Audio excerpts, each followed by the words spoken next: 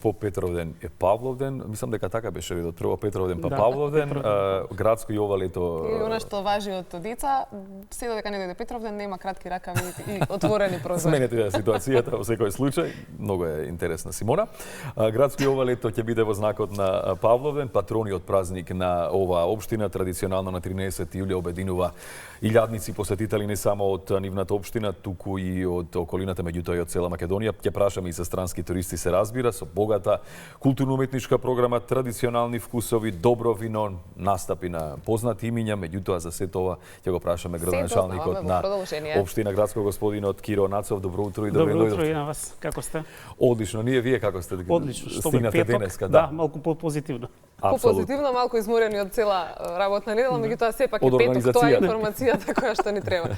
Како течат подготовките? Па, одлично. Ова е 4-та година како што ја организираме оваа манифестација. В 2022 година за прв пат донесовме одлука Свети апостол Павле да ни биде патрон на општината. До тогаш такво нешто не постоеше. Започнавме изградба на црковен храм кој што го носи неговото име. Малку е карактеристичен, не знам дали знаете, во Македонија има многу храмови кои што го носат името Свети апостол Петар и Павле, но многу ретко, много ретко само посветени на Свети апостол Павле. Така. Овој наш храм го носи тоа име, веќе е во изградба, сериозно напредува. Оваа година за прв пат така и ќе започне денот, ќе ставаме камен темелник на камбанаријата, која што ја немавме до овој момент. Целата литургија и целиот настан ќе го води неговото првосвештенство господинот Агатангел. Потоа ќе продолжи со литургија со самиот црковен настан.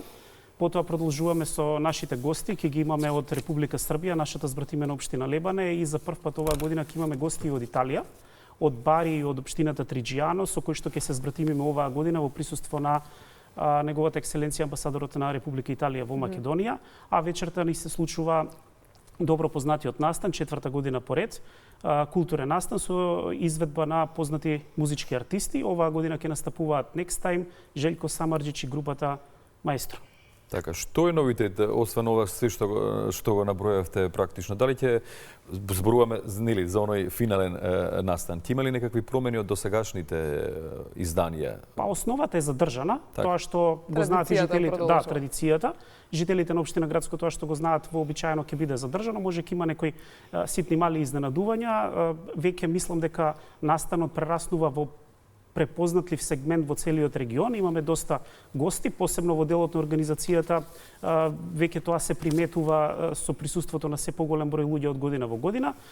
Ние искрено мислевме дека ќе биде аномалија денот со оглед дека оваа година е понеделник, но до овој момент тоа што го имаме како бројка на присутни и жители и луѓе од регионот, мислам дека тоа воопшто нема да биде хендикеп. Ако се водиме по правилото дека како ќе почнеме понеделнички, таква ќе биде цела недела, тогаш е одлично за сите посетители да видат дел од манифестацијата во понеделник. Она што не интересира сите секако е колку стана овој настан препознатлив за регионот, колку го раздвижува всушност во овој период од годината и останатите градови кои што се во околината го чекаат веројатно со нетрпение. Да, посебно нашата општина, мислам дека веќе стана препознатлива со овој настан.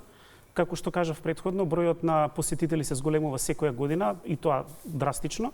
Имаме така мала сериозна главоволка во делот на организацијата како да примеме поголем број на луѓе со оглед дека нашата општина е релативно мала и рурална, која се наоѓа во централна Македонија. Ние оваа година го врзавме и настанот 3x3 баскет, организираме турнир кој што исто така е меѓународен. Имаме екипи од Турција и од Србија оваа година кои што ќе настапуваат на тој настан, така да веќе од денеска започнуваме некако со организација на целиот настан до понеделник и цело време сме така да кажам малку раздвижени. Тука е храната, без храна во вакви во организации, вакви настани не поминува лесно работата, меѓутоа еве каков е планот на ова поле и колку практично локалните производители, угостители, здруженија на граѓани се вклучени во целата оваа организација? Па ние ќе имаме околу 14-15 штандови, што локални, што регионални, значи покрај храна, главен акцент на нашиот настан се става и на виното, со оглед дека ние сме во така наречениот Тиквешки регион, каде што една од главните гранки е покрај производство на ракија и производство на вино. И ќе имаме доста семејни винари, мислам околу 11-12 семејни винари ќе бидат присутни на самиот настан. И кај нив гледаме секоја година поголема желба за присуство на самиот настан, врз основа на тоа влечеме заклучок дека имаме поголем број на посетители. Доаѓаат ли посетители од странство со оглед на тоа дека ние сме во Централна Македонија, меѓутоа рековте имате доста збратимени општини и градови од и соседството, меѓутоа вие спомнавте и од Италија? Да, оваа година за прв пат ќе се збратимуваме со општина во Италија. Јас имав можност да присуствувам на еден настан во општина Бари. Сега тие ќе дојдат кај нас. Најверојатно ќе склучиме договор за пријателство. Освен од Бари ќе има присуство од општина Триџијано, која што е во близина на Бари.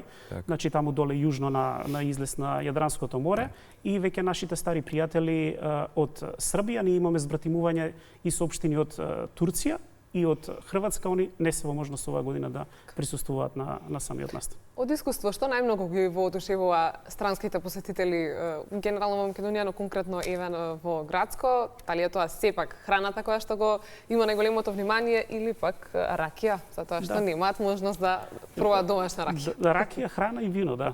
Сите три сегменти заедно. Во склоп со музика секако е одлично доживување и добитна комбинација.